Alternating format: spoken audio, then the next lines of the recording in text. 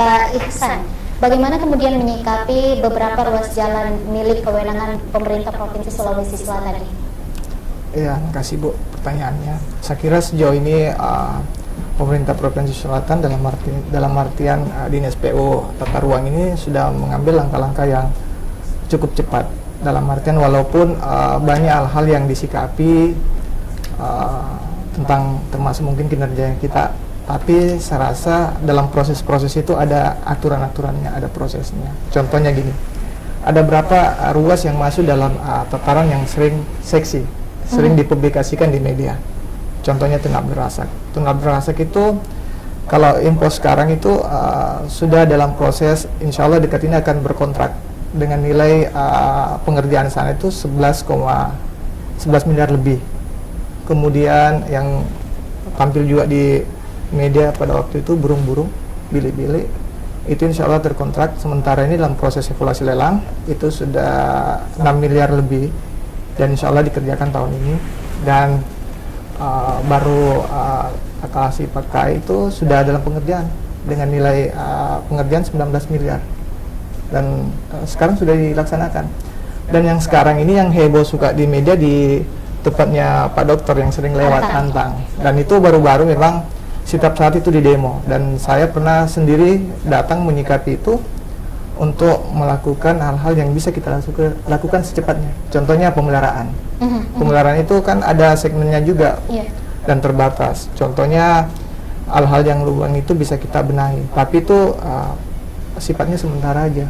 Apalagi di Antang itu kan mobilisasi lalu lintasnya tinggi.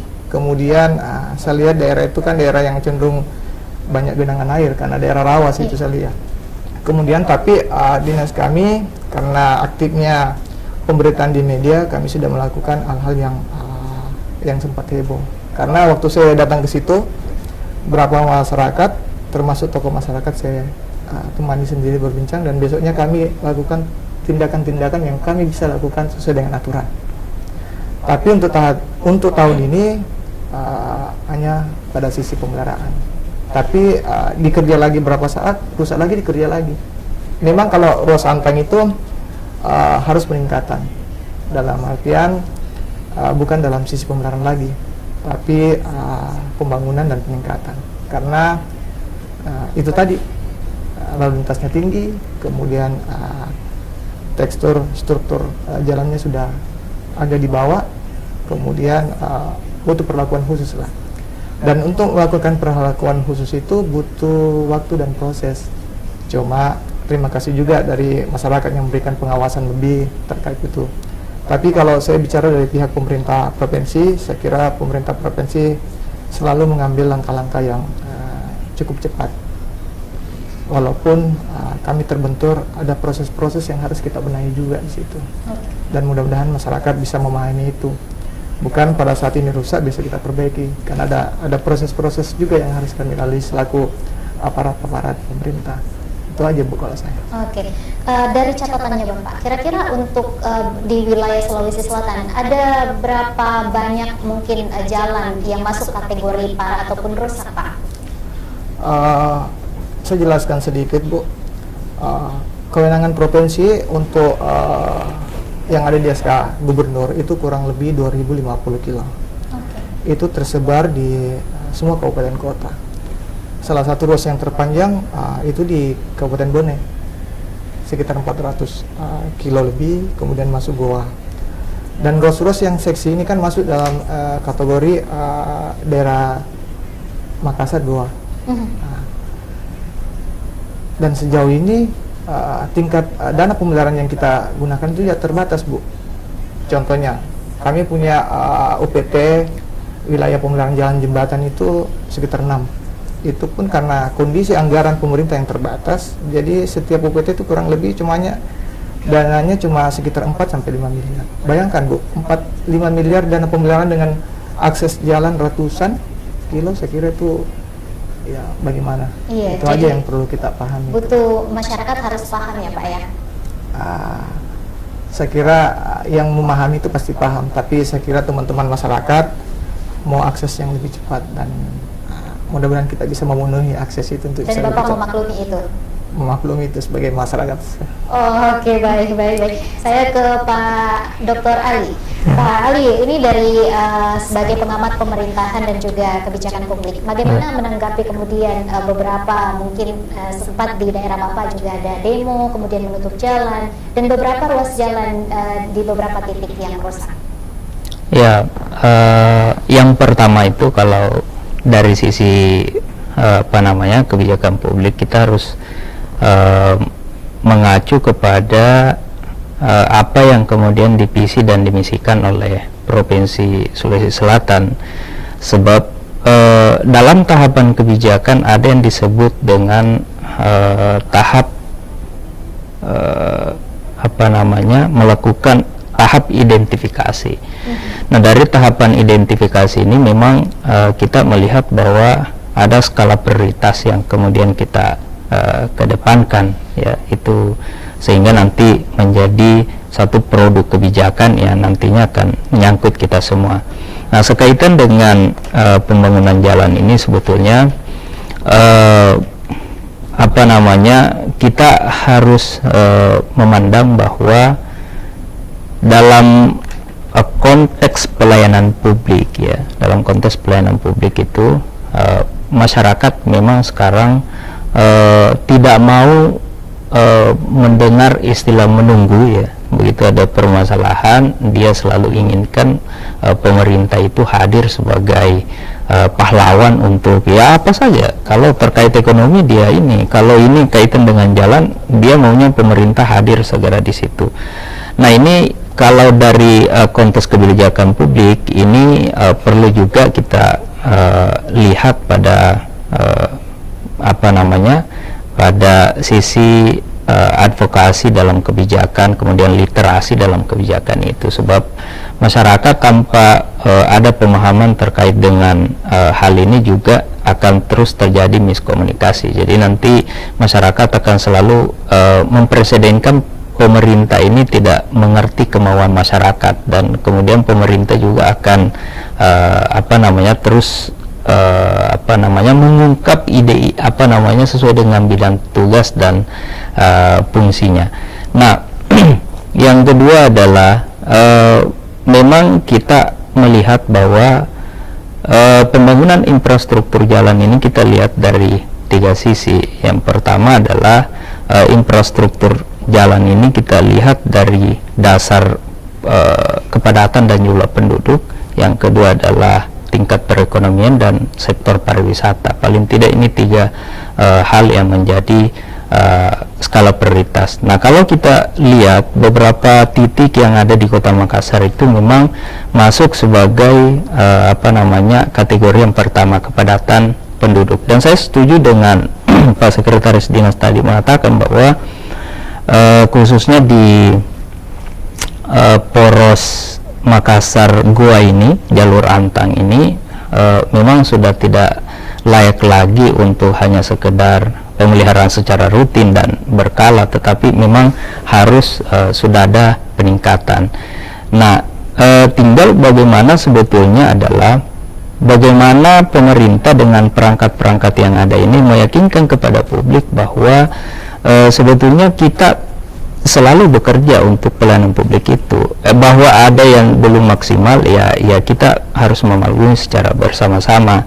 Satu contoh misalnya, ya kita tahu bahwa ini pemerintah Provinsi Sulawesi Selatan juga baru bangun dari permasalahan COVID-19, ya kan. Ya, kita ketahui bahwa porsir anggaran dialokasikan ke sana, tetapi kan itu tidak cukup menjadi sebuah alasan bahwa ya dalam tanda kutip karena alokasinya anggaran lebih banyak diporsir ke sana sehingga kebutuhan publik yang lain yang mendesak seperti infrastruktur jalan ini kemudian diabaikan dalam tanda kutip. Nah, juga ini penting juga kita melihat bahwa pemerintah sebetulnya di sini harus membuka keran partisipasi publik dalam hal ini. Kita melihat ada beberapa elemen masyarakat kemudian ikut terlibat dalam hal itu, dan itu sebetulnya dari konsep kebijakan publik sah-sah saja, tetapi kita tetap melihat bahwa fungsi utama pemerintah itu bertanggung jawab terhadap pelayanan publik. Oleh karena itu elemen masyarakat itu pun sebetulnya silakan saja ikut berpartisipasi, tetapi sepanjang berkoordinasi dengan pemerintah yang memiliki kewenangan di situ, supaya nanti kita mengharapkan ada support system dari pemerintah. Pak Ihsan, ini kan untuk beberapa infrastruktur, misalnya di Jalan Tun Abdul Razak, banyak masyarakat yang bilang ini kami sudah lama dijanji tapi belum ada perbaikan sampai sekarang. Nah, mungkin masyarakat tidak mengerti prosesnya. Nah, boleh mungkin dijelaskan seperti apa prosesnya sehingga ada produk kebijakan itu Pak diambil? Saya jelaskan terkait ruas Jalan Tun Abdul Razak itu sekarang ini tahun akan dilaksanakan. Okay. Malah sekarang ini sudah dalam taraf dekat lagi tanda tangan kontrak.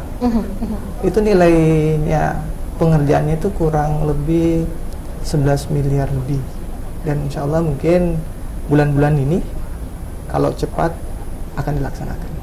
Saya pernah lewat itu, memang kendalanya macet sekali, dan itu kami sudah tindaki dari Dinas PU Provinsi untuk mengambil langkah-langkah taktis. Contohnya dulu pas musim hujan, di situ kan banjir, jadi kami melakukan pengorokan di bagian-bagian drainase, dan kami sekarang akan tanda tangan kontrak terkait pengerjaan perbaikan jalan Tun Abdul Razak. Oke, jadi masyarakat yang bilang bahwa kami sudah lama dijanji, ini sudah tidak perlu khawatir Pak ya, karena sebentar lagi akan diperbaiki. Insya Allah tahun ini akan. Tahun ini akan diperbaiki. Baik, saya ke Pak Ali. Pak Ali, ini dengan adanya mungkin suara-suara dari masyarakat, nah ini mungkin ada suara-suara bising bahwa ini kebijakan publiknya diabaikan atau seperti apa Pak? Ya, memang dalam konteks kebijakan publik itu kan kita mengakui juga bahwa tidak ada yang sempurna, tetapi bahwa implementasi kebijakan publik, nah itu harus selalu ada feedback. Nah, kalau kita melihat bahwa kebijakan publik Pemprov Sulawesi Selatan khususnya yang berkaitan dengan pembangunan infrastruktur jalan di sini, nah kita melihatnya bahwa dari segi implementasi ini masih ada sedikit kelemahan di situ, sehingga yang saya katakan tadi itu bahwa kita membutuhkan support system dari yang lain, ya katakanlah kalau kita mau mengistilahkan dengan istilah kolaborasi, sebab beberapa kasus juga seperti ini saya melihat bahwa ini salah satu kendalanya karena tidak ada support system, dalam artian bahwa ketika misalnya teman-teman dari instansi lain, ya katakanlah misalnya mengurusi masalah air minum, ya kan, melakukan penggalian, dan kemudian tidak ada koordinasi dan semacamnya. Nah, ini yang saya melihat, saya tidak tahu apakah kemudian ada koordinasi dengan dinas PU, dengan dinas-dinas terkait yang lain sebelum melakukan pembongkaran itu, sebab kalau tidak, maka ini tentu akan mempengaruhi, misalnya melakukan penggalian, lalu kemudian nanti proses penutupannya tidak memenuhi standar lagi. Nah, ini adalah hal-hal kecil yang kemudian menjadi pemicu, ya, apalagi dengan akses misalnya Makassar gua ini, kendaraan alat-alat berat semua lewat di sana, dengan kondisi jalan juga yang sangat sempit, dengan struktur tanahnya yang tidak ini, sehingga itu sangat rawan sekali, ya, belum lagi kemacetan dan semacamnya. Jadi satu permasalahan hanya kalau kita melihat di situ kondisi di beberapa ruas jalan di Kota Makassar ini kan sebetulnya hanya kecil, tetapi efeknya sangat luar biasa, dan seperti itu. Nah, ini yang kita harapkan supaya pemerintah Provinsi Sulawesi Selatan, ya saya melihatnya dari sisi kebijakan, ya tentu saya mengakui bahwa tidak ada satu kebijakan yang sempurna, tetapi dalam implementasinya ya kita juga harus melihat bahwa pemerintah itu kita harus mengungkapkan itu, karena tugas utama dalam pelayanan publik itu adalah pemerintah, dan infrastruktur ini adalah satu bentuk pelayanan utama daripada pemerintah, karena akan berefek pada ekonomi, akan berefek pada pariwisata, akan berefek pada sektor-sektor yang lain. Oke, saya ke Pak Ihsan. Pak Ihsan, memang di Dinas PU ada untuk dana pemeliharaan, apakah memang tidak cukup untuk memperbaiki sesegera mungkin beberapa ruas jalan di Kota Makassar itu, Pak? Sebenarnya yang saya gambarkan tadi, Mbak, bahwa setiap dana pemerintah itu terbatas. Saya gambarkan setiap UPT, unit pelayanan teknis itu kurang lebih mempunyai dana pemeliharaan kurang lebih 4 miliar sampai 5 miliar. Dengan kondisi yang berulang dengan ruas yang panjang pasti terjadi kendala. Tapi kita dari pihak provinsi dalam artian Dinas PU selalu memaksimalkan. Contohnya di Antang. Di Antang itu dengan dana pemeliharaan rutin itu sudah berkali-kali kita perbaiki. Diperbaiki, kemudian karena tekstur tanahnya yang labil, kemudian komposisi aspalnya yang di bawah, kemudian faktor air lagi yang banyak, akhirnya pemeliharaan itu juga rusak. Akhirnya beriak lagi masyarakat, muncul lagi di media, dan kami antisipasi lagi dengan memperbaiki. Jadi ini hal yang berulang. Jadi penanganannya memang harus khusus, yaitu peningkatan dalam sisi struktur jalannya. Dan insya Allah mungkin karena ini sudah menjadi perhatian khusus buat kami akan melakukan tindakan-tindakan yang sesuai harapannya masyarakat. Itu yang pertama. Kami mendengar harapan-harapannya masyarakat. Cuma terkadang kami dari pihak pemerintah juga terbentur masalah anggaran.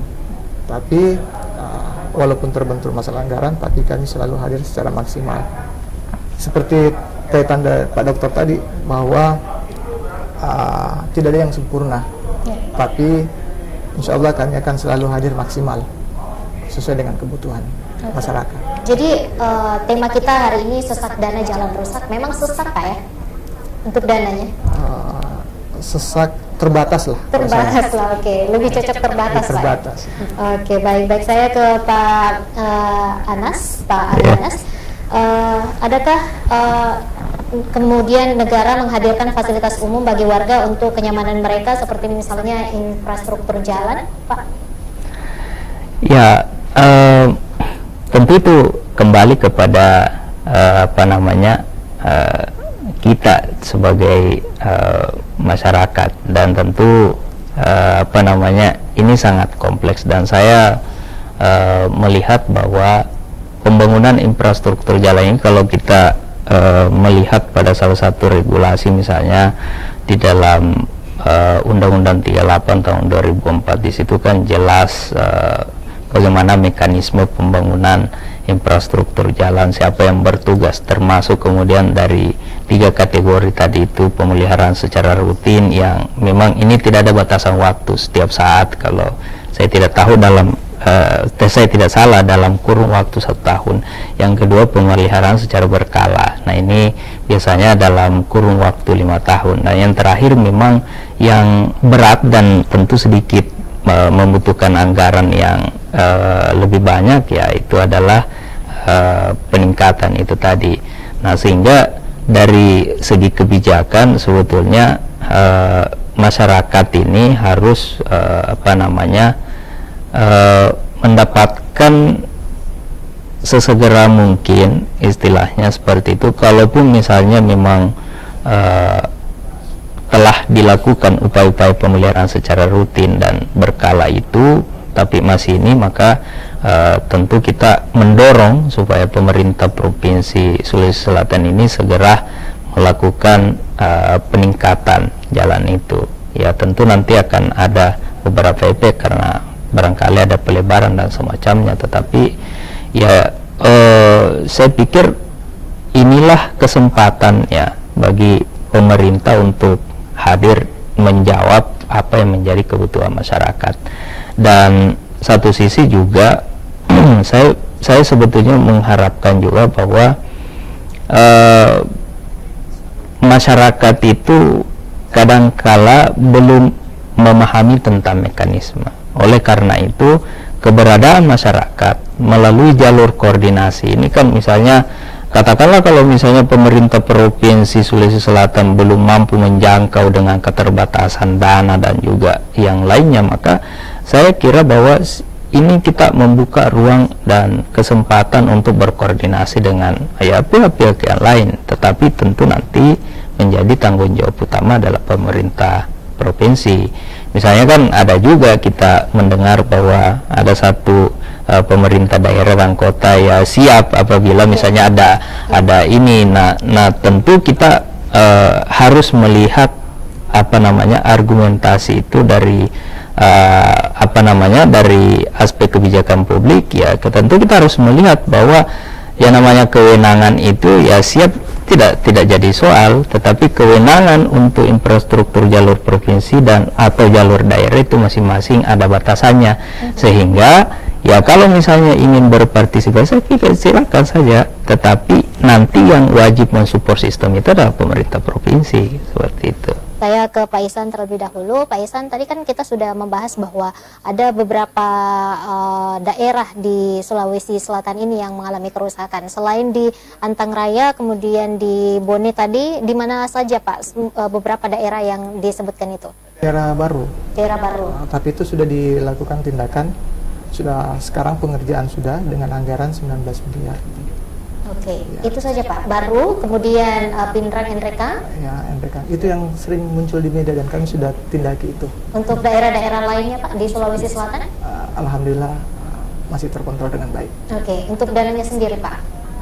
Dananya untuk yang rusak itu sudah teralokasi, malah sudah dalam pengerjaan, Mbak. Oke. Terlepas dari Antang ya. Antang masih dalam sisi penganggaran rutin. Oke, jadi untuk anggaran yang besar dan juga fokus utamanya sekarang di Makassar Pak ya? Gua Makassar ataupun daerah-daerah lain? Daerah-daerah lain juga Mbak. Jadi sistem penganggarannya kita ini bukan hanya dalam wilayah Kota Makassar dan Goa, tapi mencakup 24 kabupaten kota. Dan setiap daerah itu punya skala prioritas masing-masing sesuai dengan kondisi kewenangan provinsi.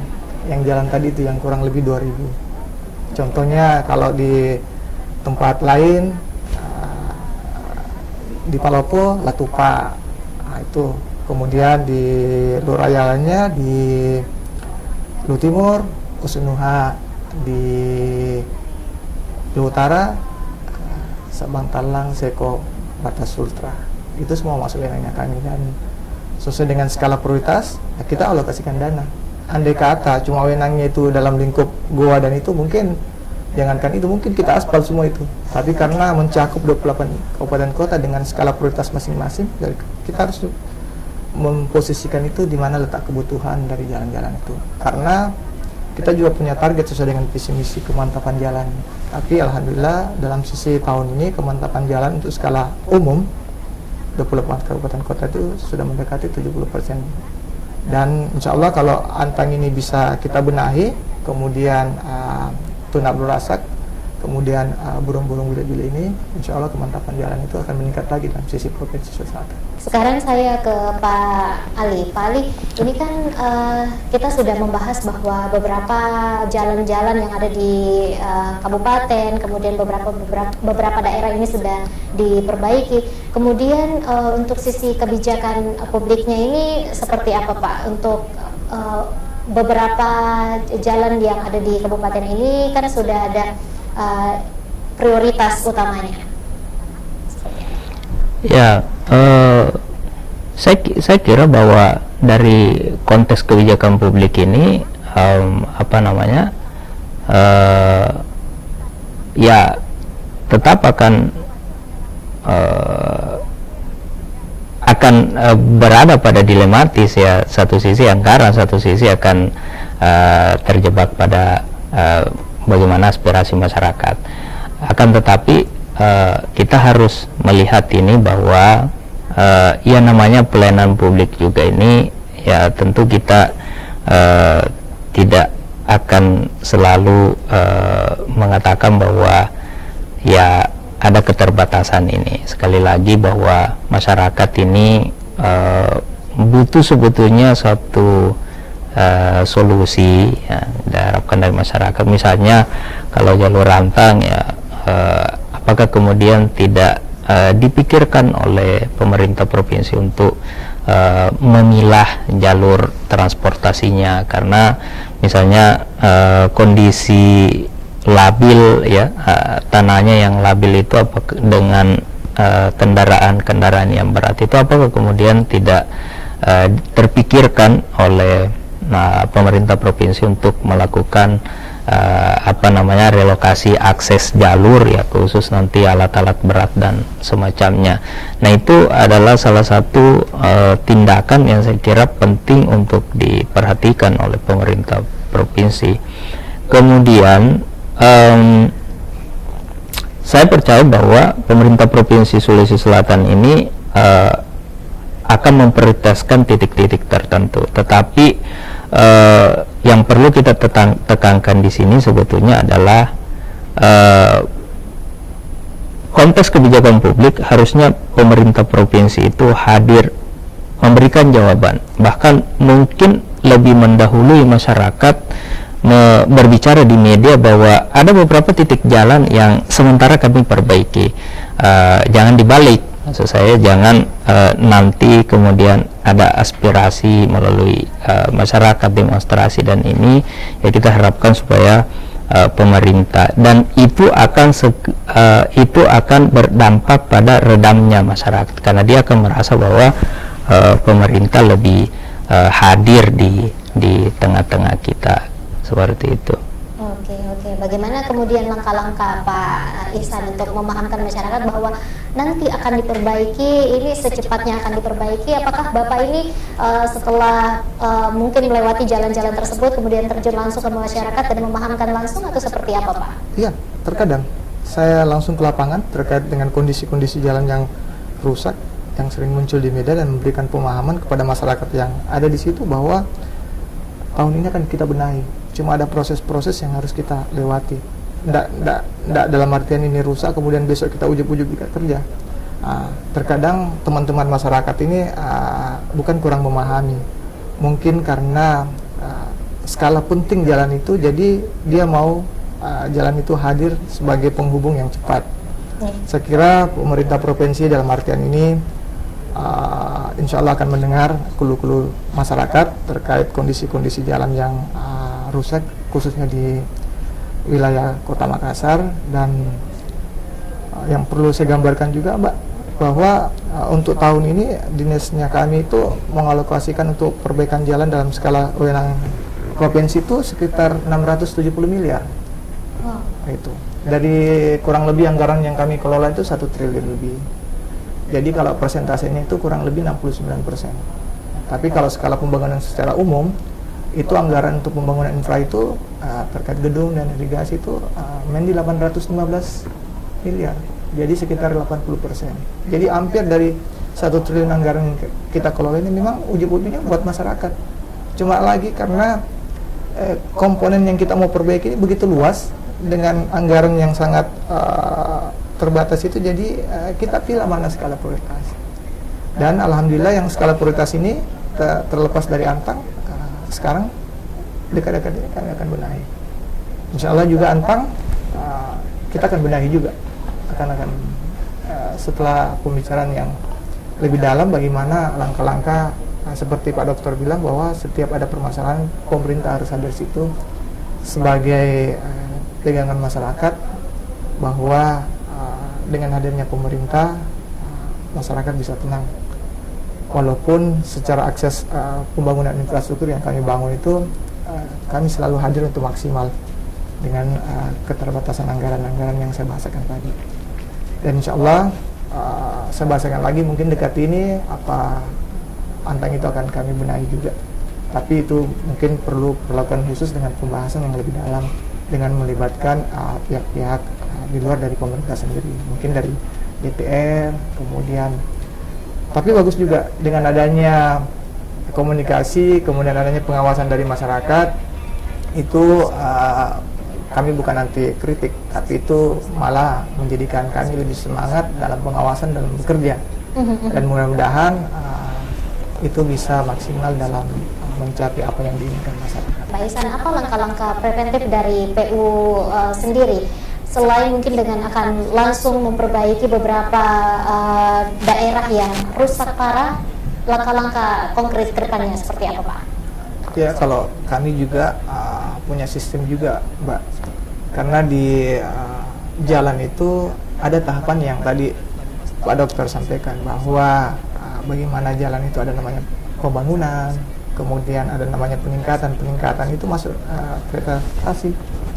Jadi kalau jalan-jalan rusak ini memang ada peningkatan, tapi kalau preventifnya kami dalam peningkatan preservasi itu. Jadi berapa ruas yang long segment itu memang kami jaga, kami rawat dengan dana-dana yang ada, karena dengan anggaran-anggaran peningkatan preservasi ini bisa menjaga umur-umur jalan ini. Setelah itu tadi peningkatan.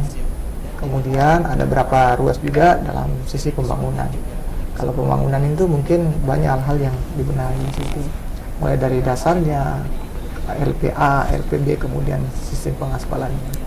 Kalau preservasi itu lebih menjaga bagaimana merawat jalan yang ruas ada ini bisa daya tahan dan umurnya bisa lebih panjang. Kemudian itu tadi yang sangat menggelitik dari Pak Dokter, bagaimana kami bisa hadir juga sebagai lebih kreatif, masukan yang bagus buat kami.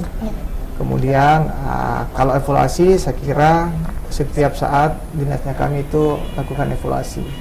Cuman memang jalan ada hal yang unik, Mbak. Kalau saya terkadang tidak masuk dalam kategori masuk dalam peningkatan atau preservasi, tapi karena tiba-tiba mungkin kondisi alam sekitarnya itu tiba-tiba banjir, karena ketahanan aspal itu juga ada titik maksimalnya, akhirnya rusak berat. Itu di luar dari kondisi-kondisi yang kami biasa canangkan di kantor. Akhirnya kayak di Tengah Berasak, mungkin karena curah hujan pada saat itu tinggi, kemudian drainase pada mampet, akhirnya terjadi genangan lama-lama situ, sedangkan aspal itu punya kapasitas maksimal dalam bertahan di air. Akhirnya semakin parah, lalu lintas padat, akhirnya ya rusak parah. Saya ingin mendengar juga closing statement dari Pak Ali, silakan. Baik, sebagai closing statement ya, saya melihat bahwa kunci ini sebetulnya adalah koordinasi ya.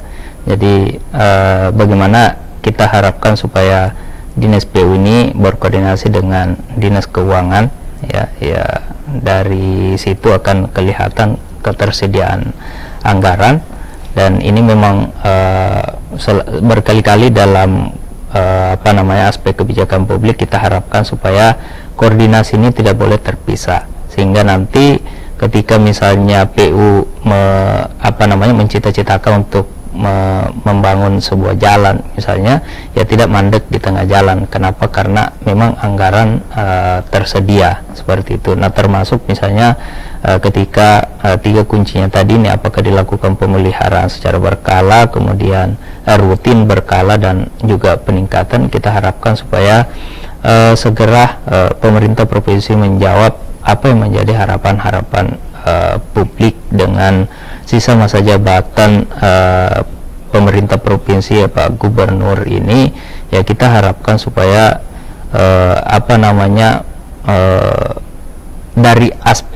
dari berbagai aspek masyarakat kemudian memberikan apresiasi yang positif.